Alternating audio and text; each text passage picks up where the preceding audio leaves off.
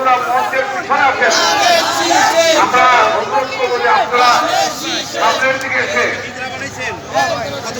আপনারা মাঠে অবস্থান করেন। সংগ্রামী নেতৃবৃন্দ, আপনারা সবাই মাঠে অবস্থান করেন এবং কেউই ব্যানারগুলো নষ্ট করবেন না, কারণ আমাদের পরবর্তী মিছিলে এই ব্যানারগুলো কিন্তু লাগবে। আমরা মহিলা দলের আর একটা মিছিল আছে, মিছিলকারী বন্ধুদেরকে অভিনন্দন জানাই।